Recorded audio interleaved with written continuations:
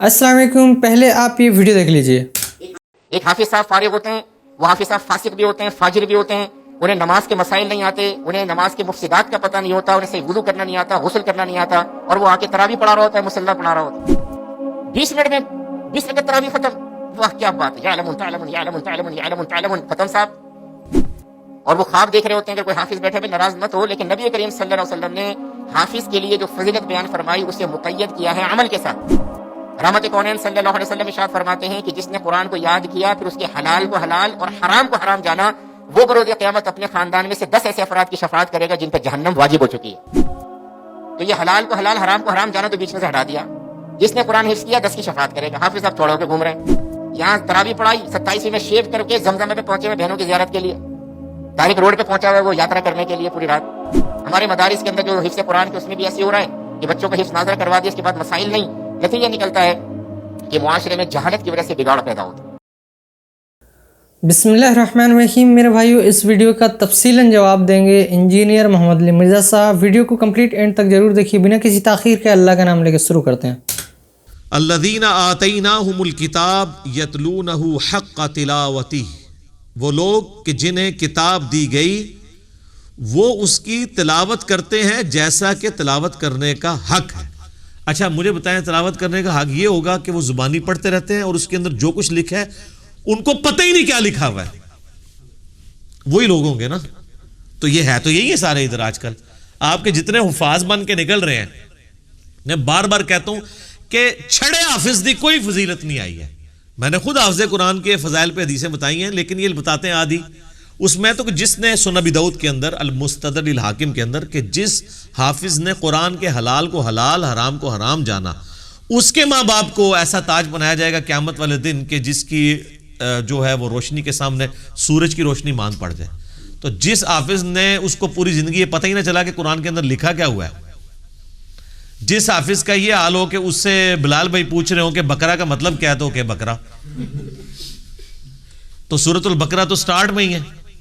क्यों जी, बकरा ही क्या सीना उन्हें, हाँ बकरा, वो उसने कहा वो पंजाबी उर्दू वाला बकरा है, तो ये बकरा है अरबी वाला गाय। तो जिस बंदे का ये लेवल है, उस हाफिज ने अगर आपको तरावियां पढ़ानी है, उसने अपने माँ बाप को कहां लेके जाना है, आप जरा खुद फैसला कर लें, जिधर खुद जाएगा। तो यहां पे कहा जा रहा है कि जिनको किताब दी गई है ना, वो तिलावत करते हैं जैसा कि उसका हक है। अच्छा, तिलावत का एक मतलब जो है ना वो टू फॉलो करना भी होता है।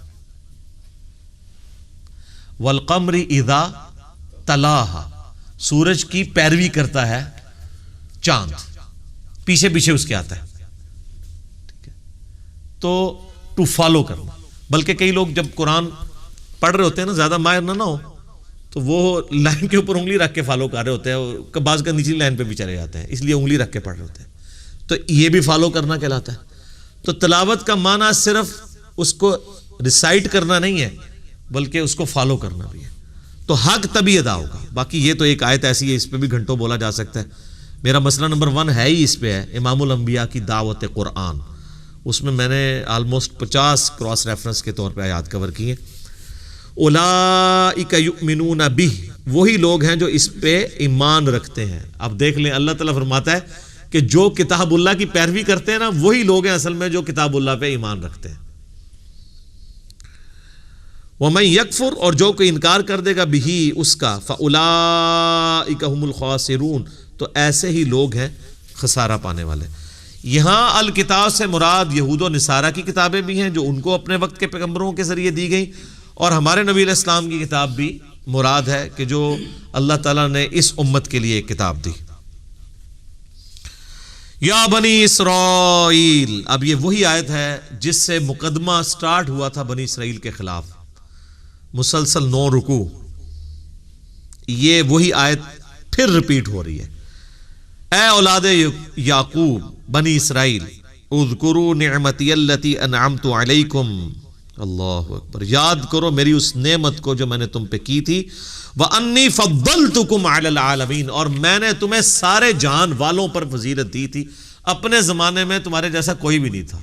सर था, आज कोई नहीं है उस तरह का लाडला। 40 साल तक जिनके सर पे सहराए सीना के अंदर मुसलसल बादलों का साया रहा, 40 साल तक जो लोग मुसलसल منو سلوا کھاتے رہے, کوئی انہوں نے مزدوری نہیں کی.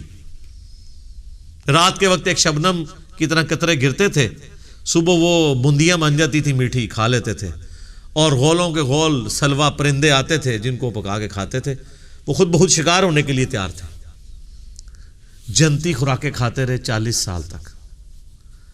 سایہ بھی اللہ نے دیا, ٹھیک ہے جی, اور وقت کا پیغمبر بھی ہر وقت موجود بیچ میں گائیڈنس کے لیے. روحانی گائیڈنس بھی موجود ہے, دنیاوی گائیڈنس بھی موجود ہے, ریسورسز موجود ہیں. ہمارے انڈیا پاکستان بنگلہ دیش میں اکثر گھروں میں لڑائیاں جو ہے وہ فائنینشیل ایشوز کی وجہ سے ہوتی ہیں نا. خرچہ نہیں چل رہا ہوتا تو میاں بیوی آپس میں لڑ پڑتے ہیں. بیوی کہتی ہے میرے خرچے نہیں پورے کر رہے, خامد کہتا ہے میں پورا دن مزدوری کر کے آتا ہوں, یہ پیسوں کی حفاظت نہیں کرتی. یہ تو سب کچھ ہی ختم. 12 لاکھ کا لشکر. اس طرح کی لاڈلی کوئی امت ہے؟ 3 کتابیں بھیج دی اللہ نے. اور بخاری مسلم میں آتا ہے کہ بنی اسرائیل کا انتظام مسلسل انبیاء کے ہاتھوں میں رہا. ایک نبی فوت ہونے سے پہلے دوسرے نبی کو اپنا خلیفہ بنا کے جاتا تھا.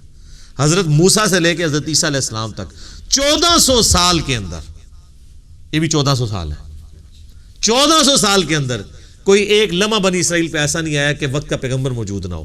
تو سر لڑائی تو ہونی کوئی نہیں نا. آج فرقے کیوں بنے ہوئے ہیں؟ کیونکہ ایک لیڈر نہیں ہے.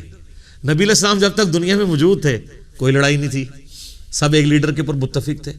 حتیٰ کہ کئی موقع کے اوپر بخاری مسلم میں آتا ہے تلواریں نکلی ہیں تو نبی علیہ السلام صرف ممبر پہ چڑھ کے کہتے تھے یہ کیا جاہلیت کی بات ہے, چھوڑو, سب ادھر ہی پھینک دیتے تھے.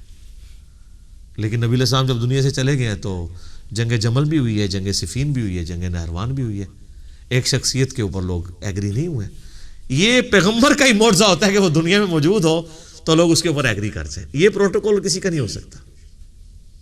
اور آخرت جب آنے والی ہوگی قیامت کا دن, اس سے پہلے جو نشست ثانیہ اسلام کی ہونی ہے اس میں بھی آپ دیکھیں کہ حضرت امام مہدی علیہ السلام تو انیشل مسلمانوں کے لیڈر کے طور پہ آئیں گے نا. بعد میں جو لیڈرشپ ہے اصل میں وہ تو ایک پیغمبر کے ہاتھ میں آئے گی, حضرت عیسیٰ ابن مریم.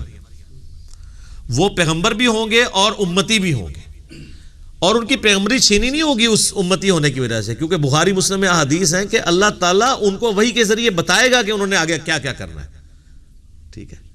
لیکن وہ اپنے جو اس وقت کے پولیٹیکل ایشوز ہیں اس کو لے کے چلیں گے. دین کے حوالے سے کوئی گائیڈ لائن نہیں ہوگی, کیونکہ صحیح مسلم میں الفاظ ہیں کہ عیسیٰ ابن مریم تم میں اتریں گے, اور بخاری مسلم دونوں میں حدیث ہے کہ عیسیٰ ابن مریم قیامت سے پہلے تم میں اتریں گے, صلیب کو توڑ دیں گے, خنزیر کو قتل کر دیں گے, جزیہ موقوف کر دیں گے, جزیہ لینے کی ضرورت نہیں پڑے گی, سارے مسلمان ہو جائیں گے, اور دنیا میں امن قائم ہو جائے گا. اور مسلم شریف کے الفاظ ہیں, وہ راوی کہتے ہیں کہ وہ تمہیں اللہ کی کتاب اور تمہارے نبی کی سنت کے مطابق چلائیں گے. یعنی کتابی, ظاہر ہے اس وقت اللہ کی کتاب بھی کتابی شکل میں ہوگی, نبی علیہ السلام کی سنت بھی کتابی شکل میں, ٹھیک ہے.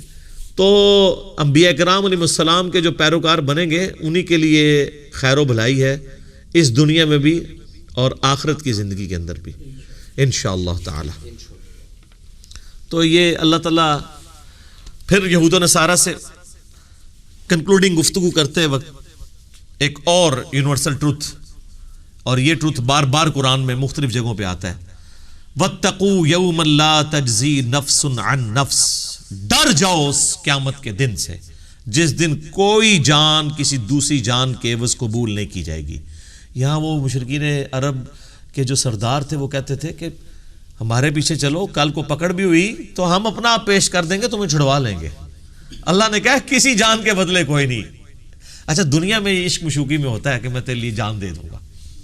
اللہ کہہ رہا ہے کوئی قیامت دن کوئی عشق مشوقی کوئی اس طرح کی شو بھی کرنے کی کوشش کرے گا نا, ویسے تو کسی کی ضرورت نہیں کہ کام کر جائے, ٹھیک ہے. ایسے ہی عشق سارا نکل جائے گا, ایک صرف گرم سلاق کسی نو پھیرو تو لگ پتا جاتا ہے, ٹھیک ہے نا. تو کوئی جان سے دوسری جان بدلے کے طور پہ قبول نہیں کی جائے گی. یونیورسل ٹروتھ دیکھ لیں, نمبر 1 یہ چیز. نمبر 2 ولا يقبل منها عدل, اور نہ کسی سے کوئی مالی تاوان کوئی رشوت کے طور پہ چیز لی جائے گی کہ چلو جی پیسے لے کے چھوڑ دو.